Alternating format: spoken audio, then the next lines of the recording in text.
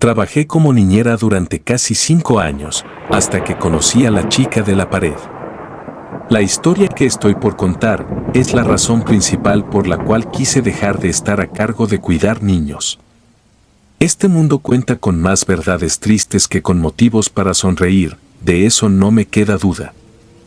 Mirta era el nombre de la última niña a la que cuidé. Por lo general, solía pasar temporadas con su madre y otras con su padre, el señor Gustavo. A mediados de noviembre, por cuestiones de trabajo, me pagó 4,000 por adelantado para que cuidase de Mirta durante esa semana. Como a esa pequeña ya la había cuidado un par de veces atrás, pensé que esta tercera sería pan comido. Algo que me tomó un poco de sorpresa fue que ahora la debía cuidar en un lugar diferente y que al menos yo desconocía. Se trataba de la nueva casa del señor Gustavo, una construcción ideada principalmente por él, la cual recién tenía un mes desde que se concluyó su construcción. Con la mente llena de planes e ideas divertidas para llevar a cabo, Mirta y yo entramos a su nueva casa.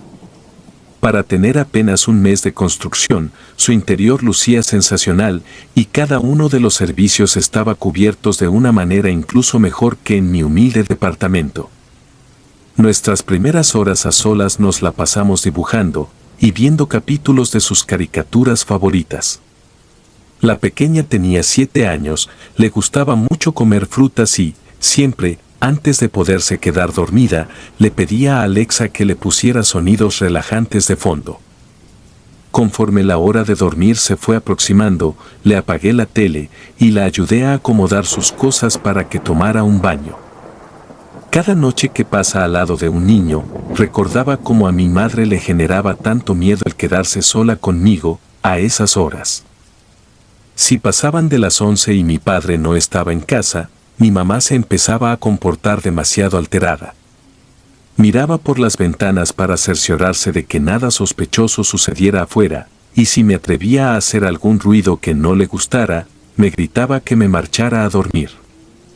Porque el diablo y los seres de la noche estaban en su horario de salir. Debo confesar que, más que temerle a lo sobrenatural, más miedo me daba el comportamiento de mamá. En fin.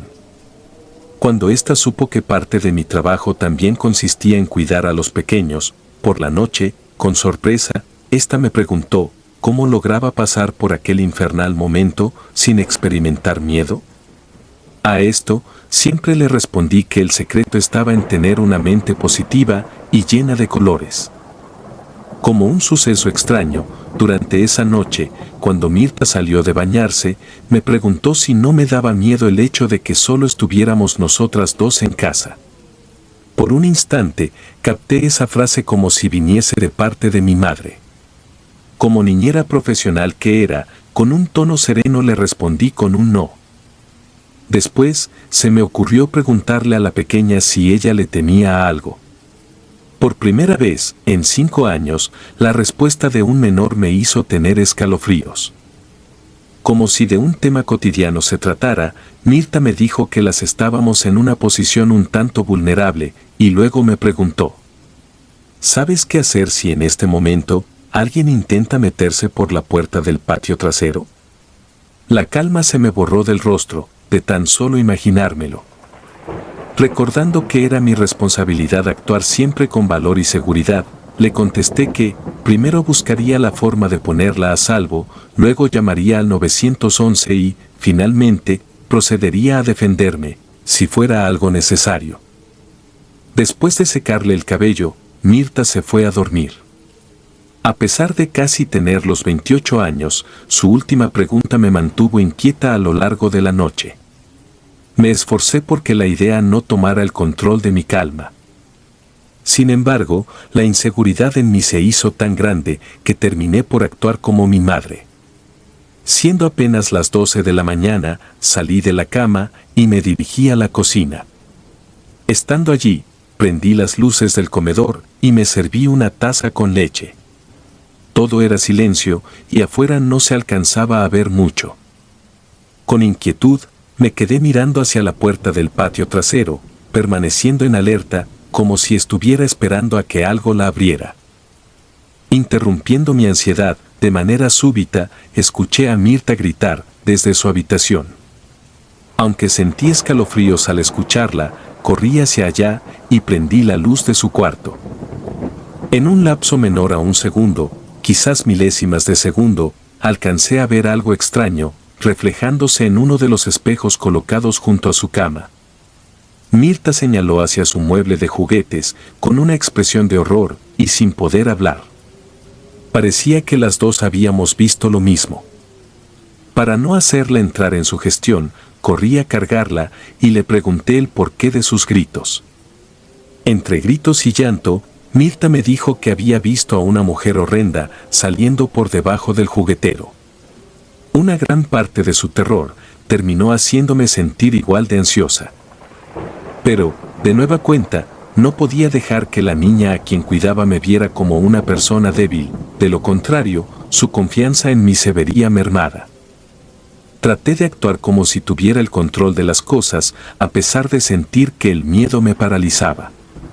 Para que Mirta se sintiera más tranquila, la llevé al mismo cuarto conmigo y me esperé a que ésta se volviera a dormir, para después acomodarme a su lado. Antes de que el cansancio me orillara a cerrar los ojos, exhausta, me puse a recordar la forma de aquello que alcancé a ver en cuanto prendí la luz. ¿En verdad se trató de una mujer, como aseguró Mirta? Al día siguiente, cuando fui a preparar el desayuno, prendí la luz de la cocina antes de atreverme a entrar a obscuras. En el instante en que puse un pie adentro, mi mente hizo que me diera cuenta de algo extraño.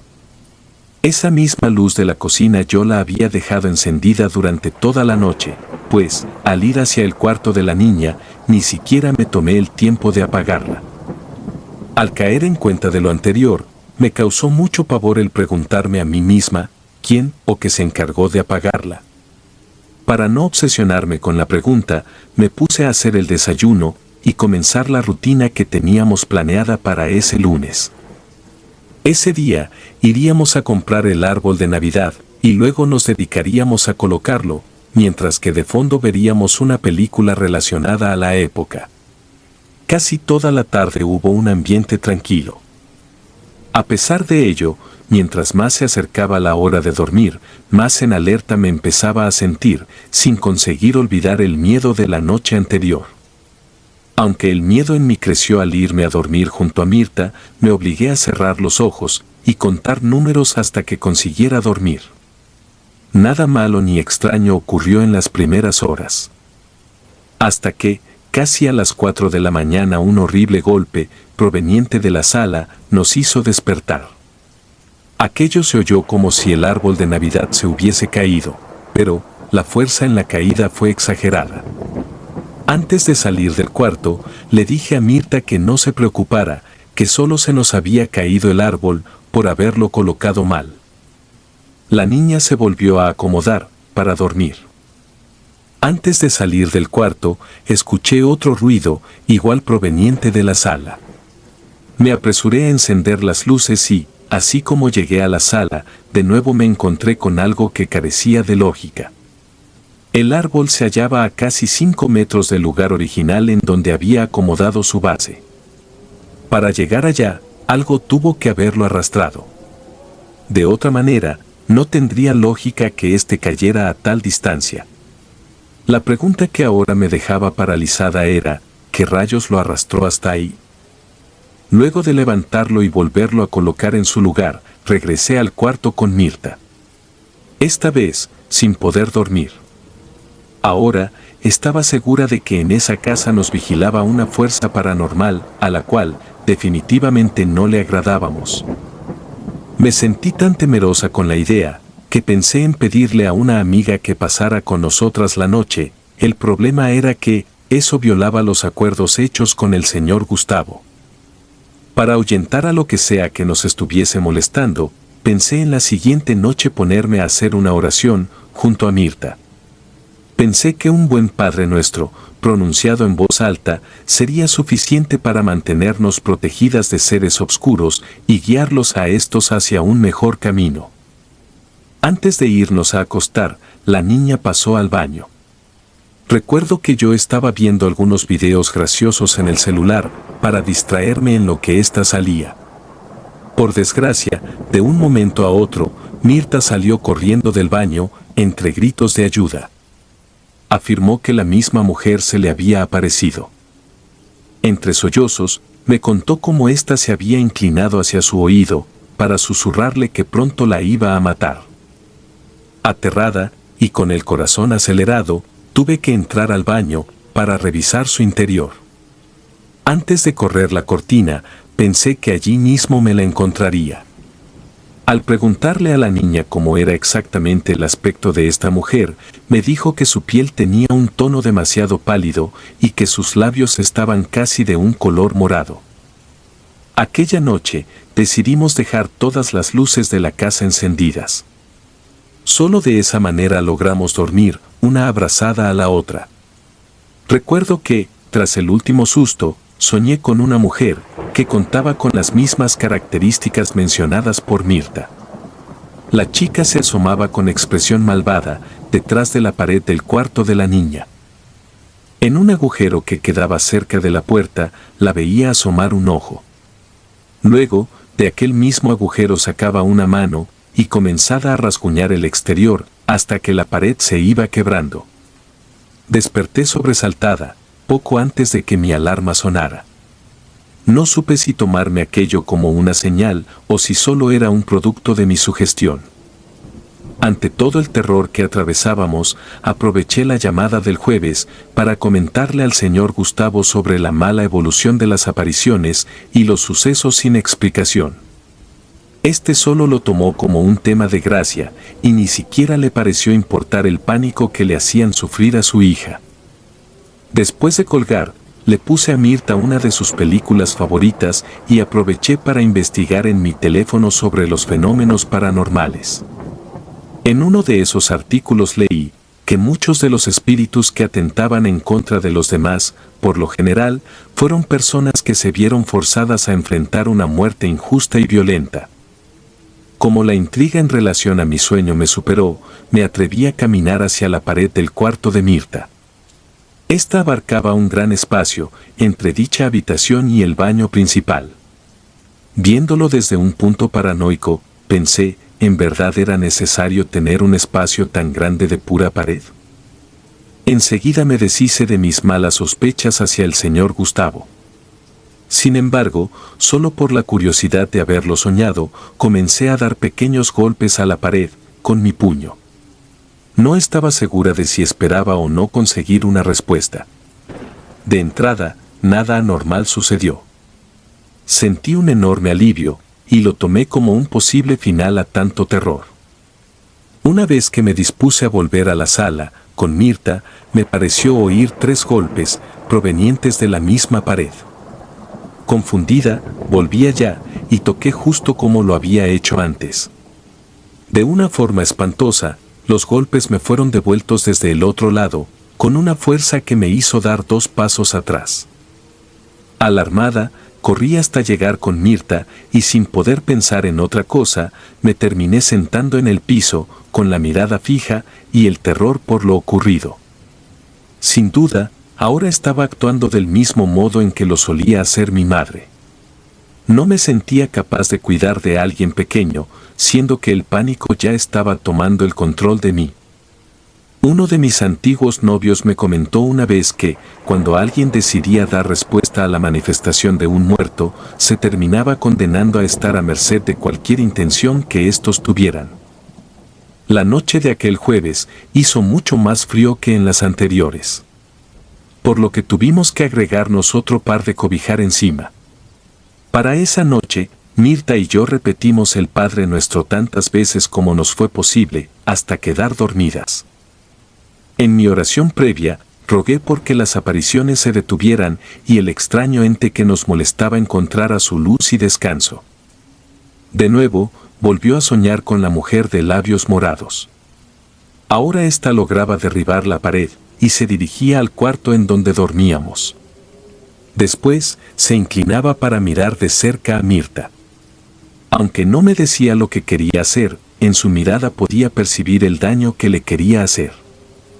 El espantoso sueño se vio interrumpido en el momento en que sentí el cosquilleo de unos cabellos encima de mi cara. No fui capaz de reaccionar al instante, puesto que mi cuerpo seguía adentro de ese estado de descanso. No fue hasta que mi mente conectó con lo que me pasaba, que abrí los ojos, reaccionando al cabello que caía sobre mi cara. Al despertar, allí estaba ella, parada a mi lado, inclinada para poder ver a Mirta, de cerca. Antes de que pudiera tocar a la niña, grité aterrada, y por inercia empujé a esa cosa hacia atrás. Aunque no la vi, pude escuchar cómo corrió por el pasillo, a 4 patas. Hasta ese momento, dejé que Mirta me viera en medio de un ataque de pánico y me puse a llorar, sin lograr controlar mi terror. Sin siquiera preguntarle a mi madre si estaba de acuerdo, pedí un coche desde una aplicación para que nos fuera a dejar a su casa. Prefería cuidar a Mirta en la casa de mis padres a seguir corriendo peligro en el nuevo espacio del señor Gustavo. Aunque pasaba de la 1 de la madrugada, pudimos encontrar quien nos llevara. Tal y como lo esperaba, mi madre se asomó con cautela desde la ventana al ver al auto estacionarse. Al ver que se trataba de mí, ésta bajó para abrirnos. Luego de llevar a Mirta a acostar al cuarto que antes era mío, le platiqué a mi madre sobre la atrocidad que nos estuvo acechando. De solo oírme hablar, se comenzó a sugestionar y me dijo que lo mejor era no regresar a esa casa. Finalmente, subí a dormir con la niña, pensando que allí nada nos alcanzaría. Cuando pude volver a dormir, eran casi las 3 de la mañana. En mi segundo sueño de la madrugada, la mujer se volvió a aparecer. Antes de verla, la escuché dando lamentos, una vez más, desde atrás de esa misteriosa pared. Al abrir los ojos, me pareció escuchar a alguien caminando en el piso de abajo.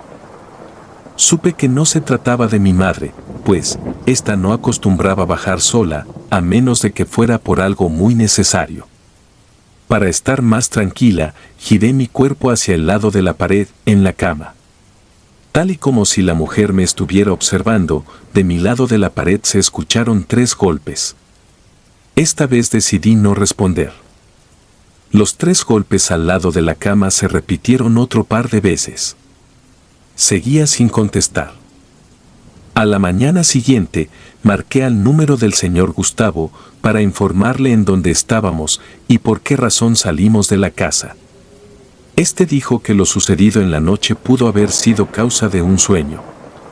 Aunque traté de insistirle en que no era así, este no se prestó a creerme en ningún momento. De pronto, se me ocurrió hacer mención sobre mi sueño, con la pared. Le comenté que, una de las particularidades de su nueva casa, era que, detrás de aquella pared, algo era capaz de contestar a los toquidos. Recién hablé de eso, el señor Gustavo me levantó la voz y con un tono de molestia me dijo que no tenía derecho de andar jugando con sus paredes y que solo debía de limitarle a servirle como niñera, sin tratar de hacerme la detective. Al recibir una respuesta como esa, quedé bastante impresionada en un sentido negativo. Y pensé, si no existía algo oculto detrás de la pared, y todo era obra de mi paranoia, ¿por qué el señor Gustavo se alteró demasiado cuando lo mencioné? Durante una gran parte de la tarde, me mantuve pensando en qué debía hacer a continuación. Llegar a la delegación solo con un conjunto de sospechas no iba a servir de nada. Al contrario, si mis acusaciones eran erróneas, entonces estos me podían detener a mí. En lo más profundo de mi ser, sentí que debía derribar esa pared antes de que Gustavo regresara de su viaje y ya no pudiese hacerlo. No sé cómo explicarlo, era como una clase de intuición que me dictaba lo que era necesario hacer. Además, pensé que mi forma de anular el trato que acepté al responderle los golpes se hallaba detrás de esa maldita pared, la cual llevaba noches sin permitirme dormir. Para poder regresar a la casa, tuve que mentirle a mi madre, diciéndole que pasaría a recoger unas cosas al centro comercial, de haberle dicho a qué lugar me dirigía en realidad. Esta no me habría permitido ni siquiera salir de la casa. En parte, ahora la comprendía mejor. Antes de regresar a esa casa maldita, fui a comprar un martillo y un pico, así como vendas, para envolver mis manos. Al salir de la tienda, pedí un auto que me fuera a dejar. Conforme más nos acercábamos, más comenzaba a sentir que corría peligro. En cuanto el conductor se estacionó, pensé en pedirle que se quedara a esperarme. Sin embargo, por el hecho de ser un auto de aplicación, aunque se lo hubiese pedido, este no contaba con la posibilidad de aceptar. Caminé con mucha precaución una vez que abrí la puerta de la casa.